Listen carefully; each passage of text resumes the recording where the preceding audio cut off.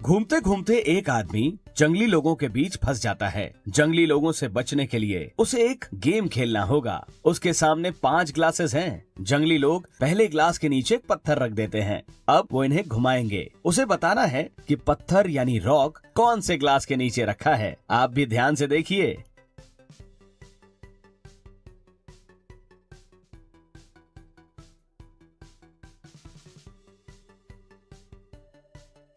जंगली लोग फिर उस आदमी से पूछते हैं, बताओ पत्थर कौन से ग्लास के नीचे है? तो आदमी बोलता है डी। अब आप बताइए कि क्या वो आदमी उन जंगली लोगों से बच पाएगा कि नहीं बच पाएगा? मुझे अपना आंसर कमेंट करके बताइए। आप चाहें तो रिपीट भी कर सकते हैं।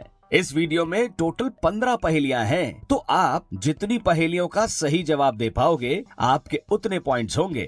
और हाँ, इस वीडियो के एंड में जो पहेली है वहाँ काफी लोग फंसते हैं, इसलिए उसे जरूर देखिएगा।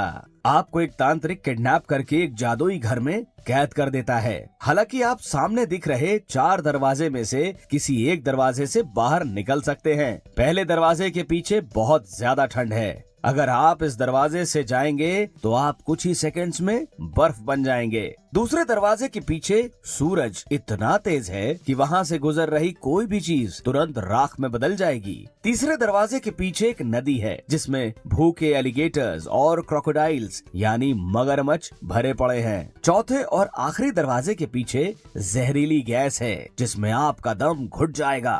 क्या कोई तरीका है जिससे आप तांत्रिक के कैद से आजाद हो पाएंगे? आपके पास 10 सेकंड्स होंगे पता लगाने के लिए।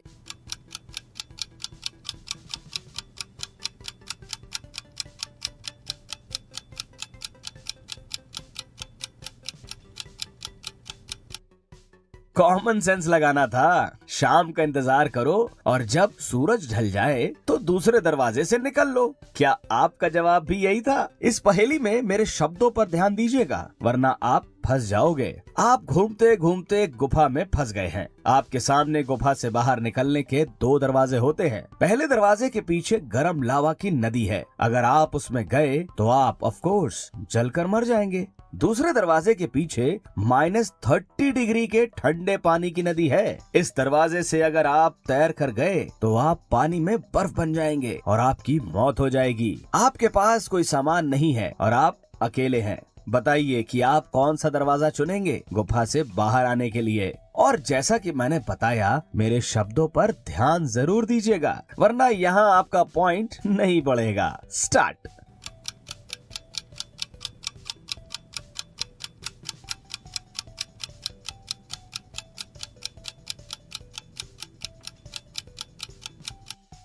चलिए आंसर देखते हैं। नदी का पानी -30 डिग्री सेल्सियस है, तो नदी तो जम चुकी होगी। आप उस पर आराम से चलकर गुफा से बाहर निकल सकते हैं।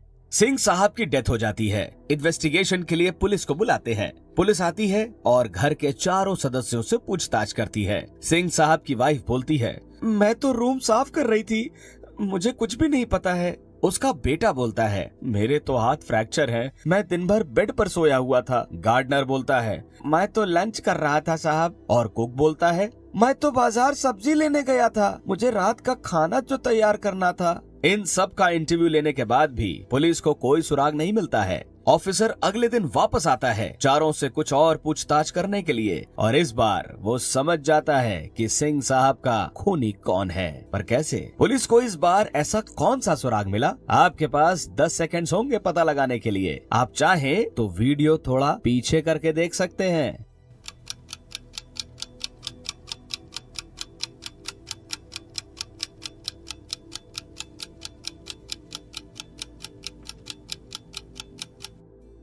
खूनी सिंह साहब का बेटा है। जब पहले दिन ऑफिसर आया तो इसका राइट हैंड फ्रैक्चर्ड था, लेकिन दूसरे दिन इसने पट्टी लेफ्ट हैंड में लगाई हुई थी, यानी ये बस नाटक कर रहा था। खून इसी ने किया है। क्यों? था ना मजेदार? पुलिस ऑफिसर विपुल बहुत ही घमंडी था। एक दिन उसका मर्डर हो जाता है। डिटेक्टिव क्राइम सीन पर पहुंच जाता है। उसे विपुल के पॉकेट से एक पर्ची मिलती है जिसमें ये लिखा था। डिटेक्टिव को 3 लोगों पर शक जाता है। साफ सफाई करने वाला राज, जेल का कैदी अमित और दूसरा पुलिस वाला तेज।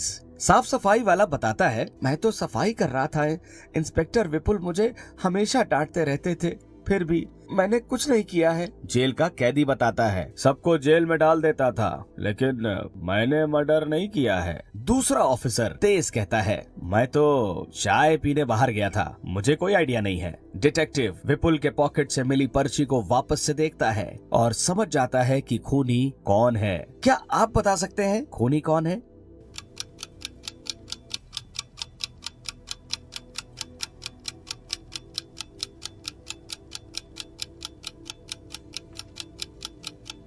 खूनी साफ सफाई करने वाला राज है। विपुल के पॉकेट से जो पर्ची मिली उसमें लिखे अल्फाबेट में -1 कर दीजिए। एस से पहले आर आता है, बी के पहले ए आता है और के पहले जे आता है, यानी राज डिटेक्टिव के हाथों पकड़ा जाता है। दुकान से जैसे ही मालिक बाहर जाता है वैसे ही एक कस्टमर काउंटर पर रखे 500 रुपए चुरा लेता है। कुछ देर में जब दुकानदार वापस आता है तो कस्टमर वही 500 रुपए देकर दुकानदार से 350 रुपए का सामान खरीदता है और दुकानदार उसे उसके सामान के साथ बाकी के 150 रुपए भी वापस देता है। दिमाग लगाइए और बताइए कि दुकानदार का टोटल कितने रुपए का नुकसान हो गया। आंसर देखने से पहले अपने आंसर कमेंट करके बताइए।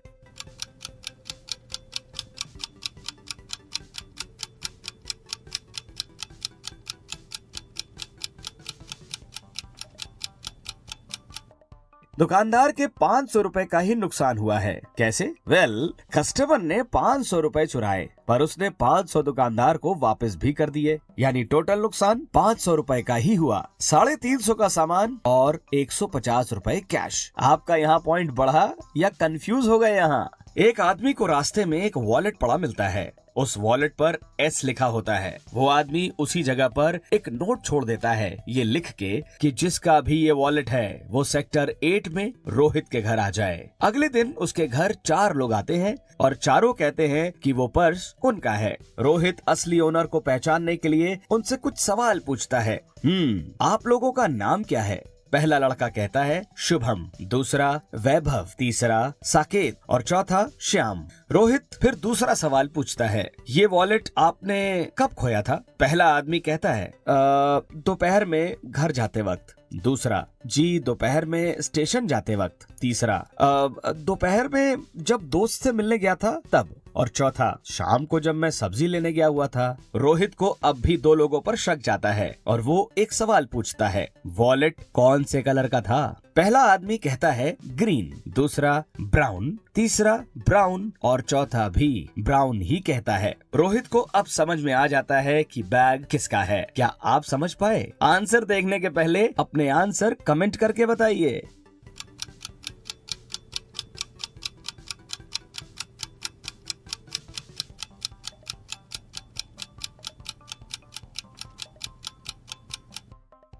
काफी सारे लोग अभी तक सोच रहे होंगे वो वॉलेट तीसरे बंदे का था। वॉलेट पर एस लिखा था तो वो वैभव का तो हो नहीं सकता क्योंकि उसका नाम वी से शुरू होता है। रोहित को वॉलेट दिन में मिला था तो फिर ये शाम को कैसे हो सकता है? यानी ये बैग चौथे बंदे का भी नहीं है और वॉलेट का कलर ब्राउन है, ग्रीन नहीं। तो पहला बंदा भी झूठ बोल रहा था। बैग का असली ओनर है तीसरा बंदा यानी साकेत। क्या आप ये सोच पाए थे? पुलिस एक डाकू का पीछा कर रही थी, लेकिन तभी अचानक से पुलिस की कार और डाकू की कार रेतीले टीलों में यानी सैंड हिल्स में फंस जाती है। डाकू कार से निकलता है और सामने वाले गांव की तरफ भागता है और गायब हो जाता है। जब तक पुलिस वहां पहुंचकर देखती है तो उन्हें समझ नहीं आता कि डाकू कौन से घर में जाकर छुप गया है। क्या आप ध्यान से देखकर बता सकते हैं कि डाकू कौन से घर में छुपा होगा? आंसर देखने से पहले अपने आंसर कमेंट करके बताइए।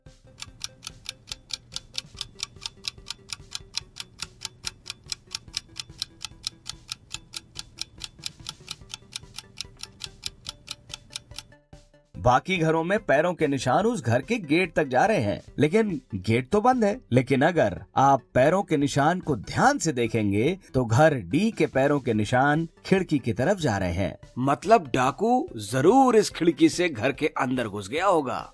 एक ट्रक, एक घुड़सवार और एक मोटरसाइकिलिस्ट एक साथ सिग्नल ग्रीन होने के इंतजार कर रहे होते हैं। अचानक से ट्रक ड्राइवर ने ट्रक का हॉर्न बजाया जोर की आवाज सुनकर बगल में खड़ा घोड़ा डर गया और उसने अपने बगल में खड़े मोटरसाइकिलिस्ट के कान काट लिए। तेज दर्द के कारण मोटरसाइकिलिस्ट गलती से बिना सिग्नल ग्रीन हुए बाइक को आगे बढ़ा देता है, जिससे एक एक्सीडेंट हो जाता है। सिचुएशन को अच्छे से एनालाइज करिए और बताइए कि पुलिस किसे पकड़ेगी। आपके पास 10 सेकंड्स हैं, अपने आंसर कमेंट करके बताइए।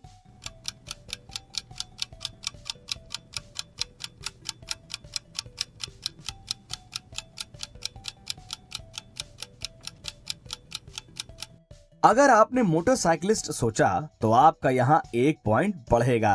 मोटरसाइकिलिस्ट गिरफ्तार होगा क्योंकि ट्रक तो सिग्नल पर हॉर्न बजाएगी ही। घोड़े को पुलिस गिरफ्तार कर नहीं सकती, लेकिन मोटरसाइकिल वाले ने हेलमेट पहना होता तो उसका कान भी सही सलामत होता और एक्सीडेंट भी ना होता। था ना मजेदार। एक लेडी अपने स्कूटर पर बहुत लोगों को लिफ्ट दिया करती थी। एक दिन ऐसे ही उसने किसी को लिफ्ट दिया और उस दिन उसकी मौत हो गई। डिटेक्टिव आशीष तुरंत वहां पहुंच जाता है, सीन को देखता है और समझ जाता है कि ये मर्डर नहीं एक्सीडेंट है। पर कैसे? डिटेक्टिव को ऐसा क्यों लगता है कि ये मर्डर नहीं एक एक्सीडेंट है? इसका हिंट वीडियो में ही है, तो आप चाहें तो वीडियो को पीछे करके देख सकते हैं। आंसर देखने के पहले अपना आंसर कमेंट करके बताइए।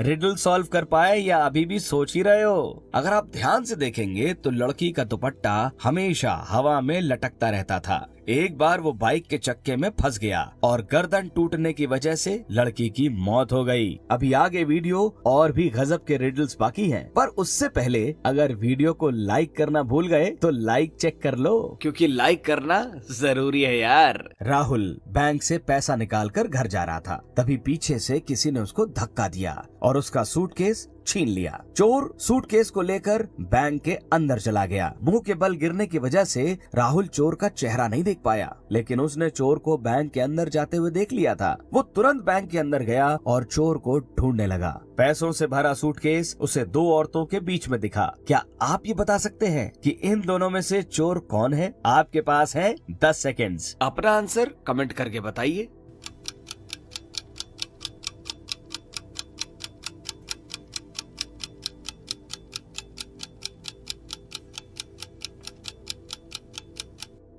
पता लगा पाए?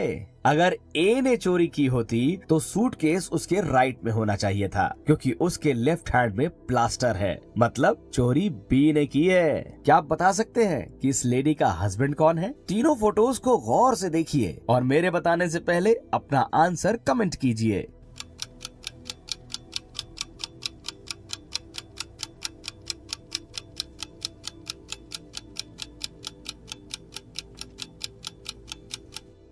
अगर आप ध्यान से देखेंगे तो लड़की के हाथ में जो ब्रेसलेट है वैसे सेम डिजाइन का नेकलेस इस आदमी ने पहन रखा है, तो यही है इस लेडी का हस्बैंड। सौम्या पुलिस स्टेशन जाकर अपने बेशकीमती नेकलेस की चोरी की कंप्लेंट दर्ज करवाती है। सौम्या काफी गुस्से में थी। पुलिस जब उसके घर पर आई तो उन्हें चोर के अंदर घुसने का कोई सबूत नहीं मिला। न कोई ताला टूटा था और न कोई गेट टूटा हुआ था, सिर्फ एक खिड़की का कांच टूटा था। रूम का सारा सामान पूरी तरह बिखरा पड़ा था और जमीन पर पैरों के निशान भी थे। अगले दिन सौम्या को पुलिस गिरफ्तार कर लेती है, फ्रॉड यानी झूठे केस को फाइल करने के इल्जाम में। पर क्यों? पुलिस ने ऐसा क्या देख लिया? रिडल को फिर से देखिए और आंसर बताने के पहले अपना आंसर कमेंट करके बताइए। स्टार्ट।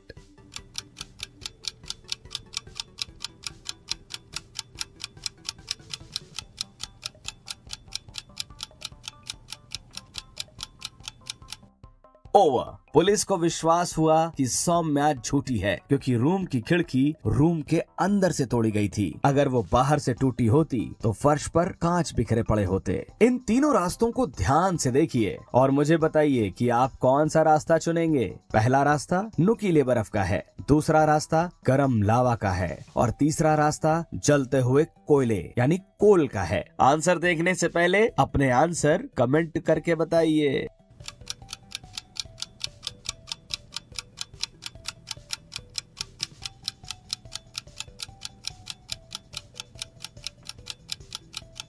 यहाँ काफी लोगों का पॉइंट बढ़ा होगा क्योंकि ये इजी था शायद। नुकीले बर्फ से जा नहीं सकते, गरम लावा से भी नहीं जा सकते, नहीं तो पैर जल जाएंगे। यानी सही आंसर होगा गरम कोयला। पैर को पानी से गीला करके कोयले पर चलेंगे तो पानी भाप बन जाएगा और भाप आपके पैर को कोयले के बीच में कुछ देर के लिए इंसुलेटिंग लेयर बना देगा, यानी आपका पैर नहीं जलेगा। ओके, तो ये है आखिरी रिडल और इसका जवाब मैं अभी बताऊंगा भी नहीं। हाँ, तो ये काफी आसान, लेकिन फिर भी काफी सारे लोग यहाँ फंसते हैं। इसका जवाब आप बताओ नीचे कमेंट में। देखते हैं। रिडल ये है कि पहाड़ के किनारे से आपके मम्मी और पापा दोनों गिर रहे हैं और आप पहाड़ के ऊपर हैं। ऐसी सिचुएशन में आप क्या करेंगे? सोच समझ के आंसर देना। देखते हैं किसका जवाब कितना इंटरेस्टिंग होता है। वीडियो को लाइक नहीं किया तो वीडियो को लाइक कर देना और वीडियो में कितने पॉइंट्स हुए कमेंट में बताना और रिडल्स के लिए यहाँ क्लिक करना।